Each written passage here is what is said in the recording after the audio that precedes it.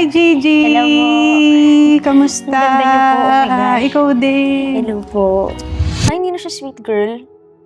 Ay, ba't siya nagbago? Nagda-drugs na ba siya? Kakanta pa ba ako? Sana, hindi ko na lang pinasok to. Sana tinuloy ko na lang yung pag-aaral ko. Okay na po. Kunin mo na siya. Pero nung nawala, hindi pala. Hindi ako okay. Kasi wala akong pera, una. Hindi ko siya mapagamot. Di ba? Isa lang ako eh.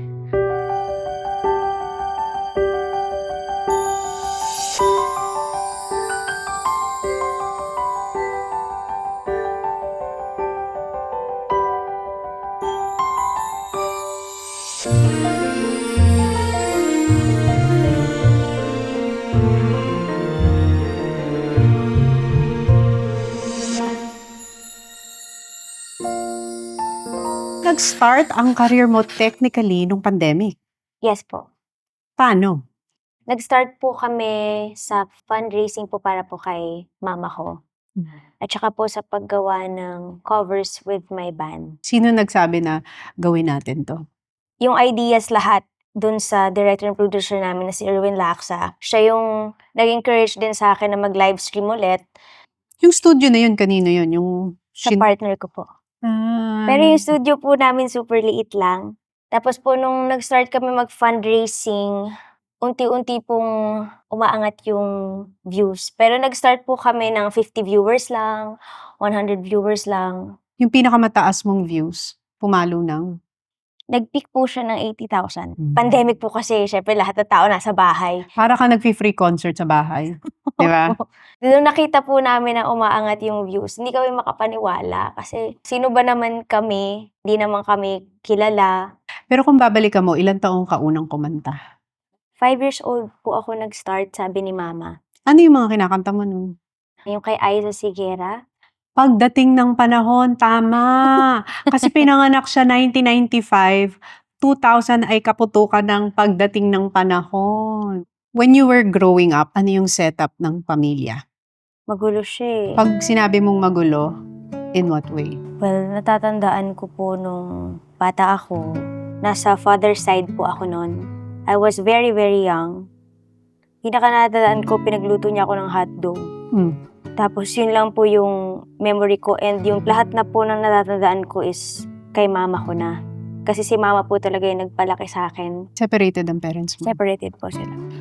So you were raised by a single mom? Yes. So paano yung naging relationship ninyo growing up? Para kaming aso't pusa. Although mahal na mahal namin isa't isa, yung relationship namin talagang nag-aaway kami madalas. May panahon ba na naging toxic yung relationship? Yes. Pag sinabi mong toxic, in what way? Si mama kasi at Tony, 4'11" lang yan. Pero sobrang tough niya talaga sa akin. Kapag sumagot ako sa sinabi niya, susugurin na ako niya. Nasabunutan ako, nasampalin ako. Pag sumagot ka, bastos ka na eh. Pero I don't find it na parang in-abuse ako, physically abused. Yun yung way of discipline noon? Yes, pero grabe si mama magmahal. Kumbaga yung pagmamahal niya, overprotective na siya. Madalas ako nasasakal. Nasasakal in what way? Yung mga bawal. Bawal akong sumama sa friends ko ng super gabi. Bawal ako mag-boyfriend. Focus ako sa studies ko. Yes, magigets ko yan. Pag teenager ka growing up, tapos may mga ganyang rules, tapos hindi na-explica sa'yo ng tama bakit may mga ganong batas, ang tingin mo, sinasakal ka at hinihinder yung happiness mo ng mga magulang mo. Yes. Kasi feeling ko yung 90s kids ganyan eh. Yeah. Madaming mga bawal, tapos tayo yung generation na talagang lumaki sa palo. Opo. Diba? Yes. Isa pa sa napansin ko sa mga parenting style nung 80s and 90s, masakit magsalita ang mga magulang. Yes. Sobra. Alam mo, yung mga sinasabi sa atin ng mga magulang natin, hindi natin makakalimutan yan. Ano? The good and the bad. Ano yung pinakamagandang nasabi sa'yo ng mami mo? Naalala mo? Lagi ka magdasal. Lumingon ka sa pinanggalingan mo. Mahalin mo lahat ng tao nakapaligid sa'yo. Pero ano naman yung hindi mo malilimutan na nasaktan kang nasabi sa'yo ng nanay mo? Oh, sana hindi na lang kita pinanganak. sana nung nasa tiyan pa lang kita, pinatay na kita. Ba't niyo sinabi yun? Nung time na yun, naging pasaway ako. Lalo na nung nag-start ako maging teenager. Nung lumalaki ka, hinanap mo yung tatay mo? Nung parang mga high school na ako, hinanap ko na si Papa. Nagtanong na ako bakit kayo naghiwalay, pwede ko ba siya makita, mga ganyan. And nakita ko po si Papa ko. Core memory yun. Core memory. Kailan nangyari yun? Parang mga first year, second year, high school ako noon. Binisita lang po namin si Papa. First time mo yun First time. Yung happiness ko noon, hindi siya mapapalitan. Na for the first time, yung dalawang parents ko nagkasama. Ay, dream ng bata yan, na makitang complete yung family niya. Paano ka na-discover ni Ma'am Charo? Nung kinover ko po yung We've Only Just Begun. Kinanta ko po siya sa isang event online, tapos nag-decide po kami ng partner ko na i-post sa YouTube ko. So dun po, nagulat na lang kami na parang 2 months, nag 1 million po siya. Tapos po, yun po yung time na na-discover po ako ni Ma'am Charo, tsaka po ng Rice Artist Studios po. Tapos, kinakausap nila ako to be a part of ABS-CBN ulit. Anong year na yan? 2020 po. Pandemic pa? Pandemic po. I was very, very happy. Tapos, ang daming sinabi na mga ganda mangyayari. Binalita ko po yun sa buong banda. Na sabi ko, pipirma na ako, ganyan. Kasi isa to sa stepping stone ng career ko. Kumbaga, arte din ako, kakanta ako, lahat gagawin ko dito. Lahat naman sila okay naman. May isa lang akong kabanda na huwag ka nang pumirma. Kasi pumirma na rin ako before and well, hindi ganun kaayos yung nangyari sa akin. Sinabi ko rin po kay Mama, Ma, kakaroon na tayo ng pera, mapapagamot na kita ulit. May sakit na si Mama nun? Opo. 2018 po nung na-diagnose siya sa breast cancer. Noong time na yun, ate, nagdadalawang isip kasi ako. Na pumirma. Lalo na Ate Tony nung na-retrench ako. Na-retrench ka sa? Showtime po. Nagdadalawang isip ako baka ganun ulit yung mangyari. Baka umulit lang ulit yung cycle. O paano ka napapirma? Inalis ko lahat ng negative na naiisip ko. Nagtiwala lang ako. And pumira na ako. Naging okay naman. Naging okay naman. Paano mo hinandle yung fame online? Kasi pag may fame na online, may public opinion and judgment na. May say na sila sa buhay mo. Yung mga opinion ng tao sa'yo. Ang dami na pong bashers. Bakit nga nagka-basher? Ano ba nangyari? Kumakanta lang naman siya online. Bakit ba nagkaroon ng basher, di ba? Siguro ang dami rin kasing mga critic talaga online. And pag may narinig na mali, sisitahin ka. Ang taray ko daw sa live stream. Ang ginagawa ko lang naman, Ate Tony, is magpakatotoo. Kasi nung first live stream ko, Ate Tony, sweet lang ako. Hindi ko pinapakita yung mga halakhak ko na sobra. Hindi ako sumasagot sa mga comments na nakikita ko parang binabash ako. Ano lang, basta kanta lang ako, request kanta. Nung habang tumatagal, sinabihan din kasi kami ng director namin na si Erwin na okay lang na magpakatotoo kayo kasi yan yung hinahanap ng tao. Be authentic. So, ang ginawa ko, naging ako. Pinakita ko yung pagkakulit ko, yung pag magkamali, okay lang. Pero nung parang nakikita nila yun na parang nagkakamali ako, bakit siya nagkakamali? Ganyan, di ba dapat pinapractice yan? Ganyan, tas, ay, ba't ganyan siya tumawa? Ang pangit. Ano ba yun? Ayusin mo nga. Tapos, pag kumakanta ako sa live stream, Ate Tony, minsan nakaganyan ako. Minsan nakataas yung paa ko na parang lalaki. Ayaw nila. Maraming may ayaw, marami ding may gusto. Maraming may nakakatanggap sa akin. Pero nagtataka lang ako, bakit kaya ayaw nila ng change? Tapos Ate Tony, di ba nag-grow din ako as an artist? Kasi pag singer ka, hindi ka lang dapat naka-stay lang doon sa isang genre. So ako as an artist, ini-improve ko yung sarili ko. Gusto kong kumanta ng iba. Nag-start ako kumanta ng mga rock. Parang, ay, hindi na siya sweet girl. Ay, ba't siya nagbago? Nagde-drugs na ba siya? Oh my gosh, na ano ako. Nung nakita ko yun, masakit. Ano yung masakit na nakita mo? Nasabihan akong, nagda-drugs ka. Gusto ko lang naman pakita sa tao yung versatility as an artist. And bakit kailangan niya mambash ng tao na gusto lang naman niya mag-grow? Gusto ko lang ipakita sa inyo, kaya ko pang gawin para mas mapasaya kayo. Pero bakit parang ayaw niyo? So, dumating sa point, Ate Tony, na kakanta pa ba ako? Sumasagot ka ba online? Yes. Ano yung mga sinasagot mo? Ito yung pinaka nag-viral siya, Ate Tony. Kumanta ako sa beach na nakatupis ako.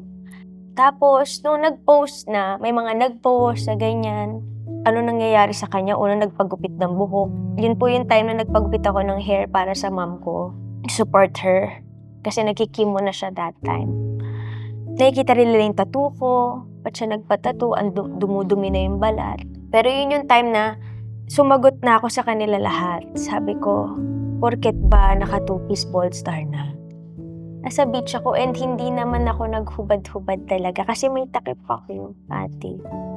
Ang masakit dun, ang daming comments na bumalik ka sa dati, pahabain mo ulit yung buhok mo, paalis mo yung tattoo mo, huwag ka magdroga.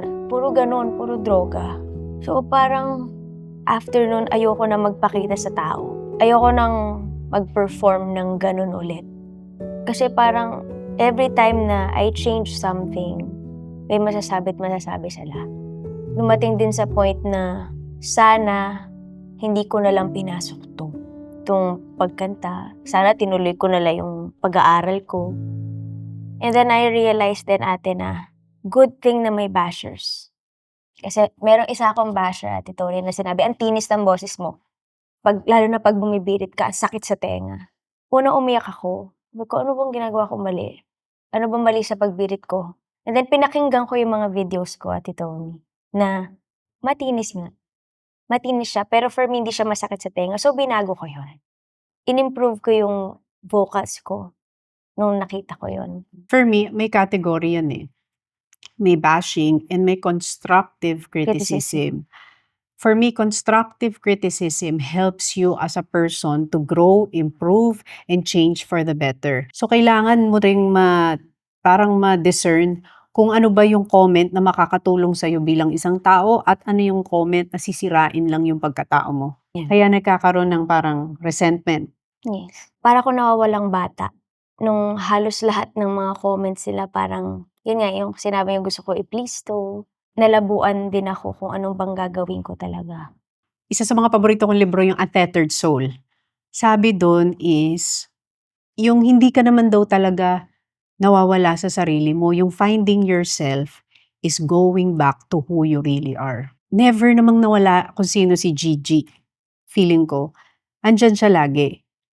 Ang nawala is yung sense na tinago mo siya para ma-please mo yung iba. Okay. So, paano mo na-navigate yung time na yon na medyo maingay ang opinion nila sa'yo online? Sa ngayon, ate, hindi ko alam. Para ako naliligaw pa din.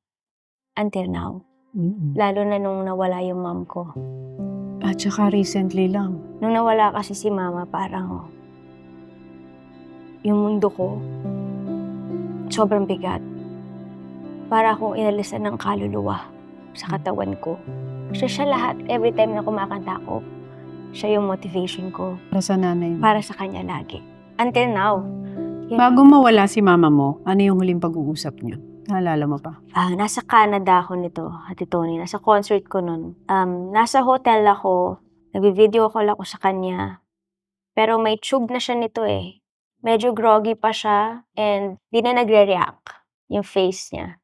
And nagkukwento ako, Ate Tony. Sabi ko, kumanta ako sa concert, hindi ko alam nawawala yung passport ko. Habang kinukwento ko yun sa kanya, nag-react siya. Yung reaction niya is yung gumanon. Kumunot lang yung noo niya. After niyang mag-react, nag-react ka, ma.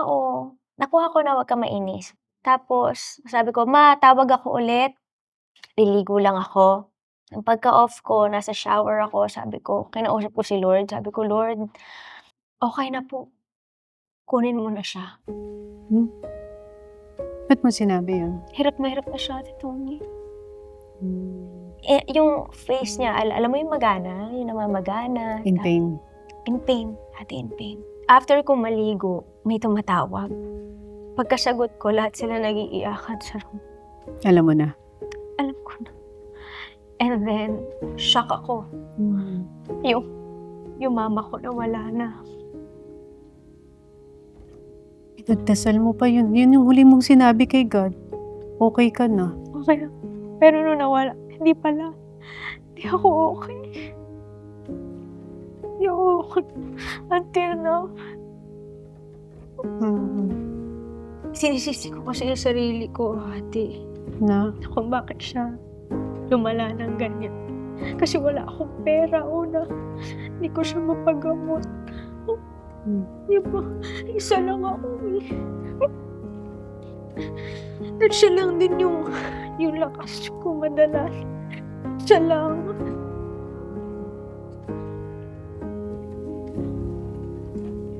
And then, nung time na yun, hindi ko alam yung gagawin ko.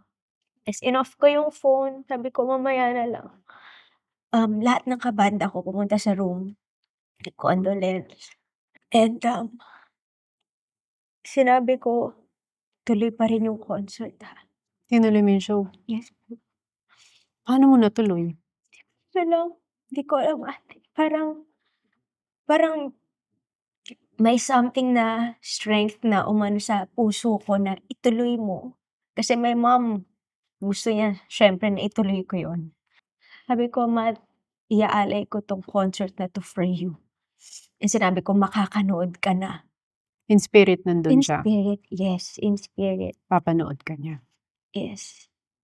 After nung concert ko, syempre pinost yun, social medias, na tinuloy ko pa rin despite na nawala yung mom ko. Meron akong nabasang comment na, if you really love your mom, why are you there? Bakit mo tinuloy yung concert? So, dun sa tao nagsabi na, bakit ka nandyan?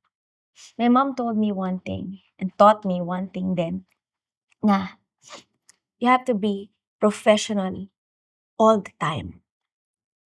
Kasi hindi naman nila alam kung namatayan ka o hindi. Kung ano yung pinagdadaanan mo eh. So, yan yung mga struggles of being a public figure, of being a performer, and an entertainer. Na yes, you are going through something personal, pero yung commitment sa work, 'di ba? Hindi naiintindihan ng lahat. O ba't ginagawa mo yan? Dapat ano na, ganito, 'di ba? Ang daling humusga sa mga tao na nakikita natin online.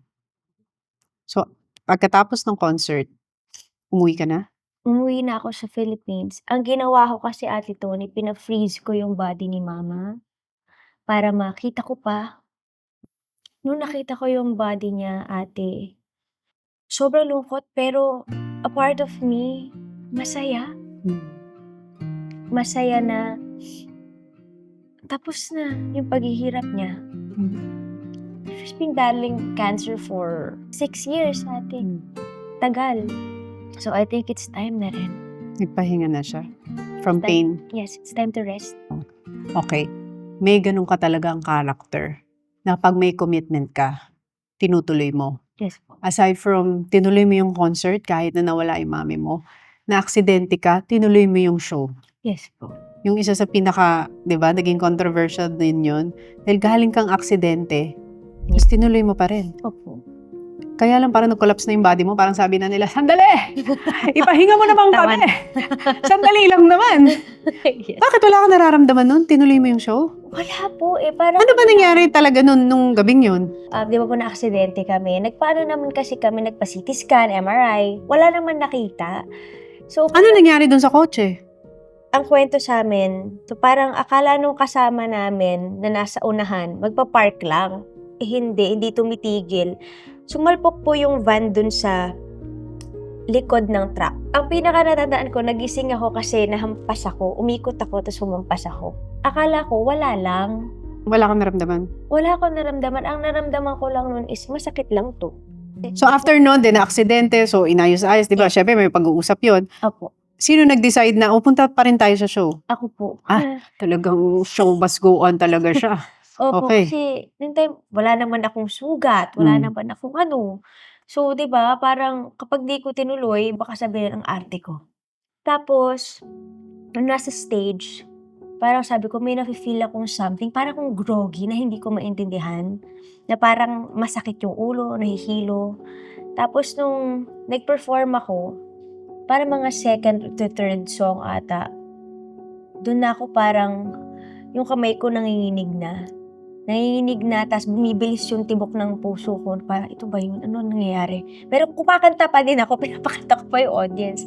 Tapos, binaba ko yung mic, gumanon ako sa mic. Kasi ate, nanginginig na yung katawan, yung ulo ko gumaganon. Tapos after nun, may ako na parang, meron nagising ako uli. Pero yung kamay ko naninigas na, nakikita ko naninigas. So, binaba na nila ako. So, yun na ate. Nag-stop na yung buong show. Tapos, dilala na ako ulit sa hotel. Noong time na yun, nakauwi pa ako. Kasi, alam kong wala kasi walang pasa. Kasi the next day, di ba, dapat lalabas na yon kahit pa paano may mga pula-pula na. Pero nung mga parang, nakauwi na ako sa house, 4th or 5th day, doon na naglabasan. As in, super wala. Pinost ko yun sa Facebook ko ate, sa Gigi Delana. 4 to 5 days pa lumabas yung pinaka bruises? Bruises. As in, itim na itim. At sobrang magaya na manas. Buong hanggang dito. Tapos, Parang binugbog talaga. Yes. Tapos po yun dito, may nerve damage ako na. Hanggang ngayon, parang masakit pa rin siya. Hindi pa siya natitreat masyado. Yun din yung time na dapat magpapahinga na rin ako ng voice rest ko. Kasi nagkaroon ako ng nodules sa throat. So, hindi ako dapat magsalita for 1 to 2 months. Nagkasabay ate. So, accident and then no talking. Ang hirap nun kasi pag kailangan ko ng tulong, gusto ko uminom ng tubig, gusto ko umihi, hindi ako pwede magsalita. Kasi dati, pag sinabing Gigi Delana noong 2020, magaling na singer. Tapos, dahil nga dyan sa mga public opinion, judgment, may mga iba na silang sinasabi about you. Ganito na siya, nagbago na siya, ganyan na siya. Pero if there's one thing na gusto mong malaman ng tao tungkol kay Gigi, ano yun? As long as I'm alive, I will sing. I will sing kahit walang bayad. Sa ngayon, anong pangarap mo na ngayon? For now, ate, gusto ko lang maging at peace. Maging masaya yung puso ko ng totoo. Hindi yung fake ko lang. And I want to heal now.